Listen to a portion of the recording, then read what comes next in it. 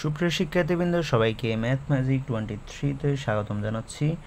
তো আজকে আমরা দেখব একটি সহজ ম্যাথ, তবে অনেকেই কোশ্চেনটা ভুল করে থাকো। তো চলো ম্যাথটা সমাধান করে দেখি। তো দেখো, এখানে 11 রয়ে গেল। তো আমি এখানে ভাগটাকে গুণে কনভার্ট করলে কীরকম হয় দেখো, 1/11 হয়ে যাবে। এখানেও সেম হয়ে যাবে এরকম 1/11, আর এখানেও 1/11, অর্থাৎ আমি ভাগগুলোকে গুণে কনভার্ট করেছি।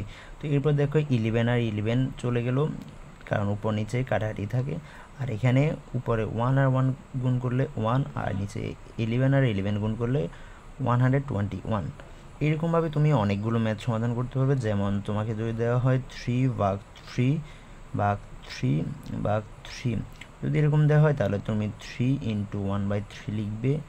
আবার অর্থাৎ ভাগগুলোকে গুণ কনভার্ট করলে এগুলো হচ্ছে নিচে থাকে, মনে মনে 1 থাকে, সে 1টা উপরে চলে যাবে আর কি। তো এখানে হবে 1/3। তো 3 এখানে চলে যায়, আর থাকে 1 নিচে নিচে কত হবে, 3 × 3 অর্থাৎ 9।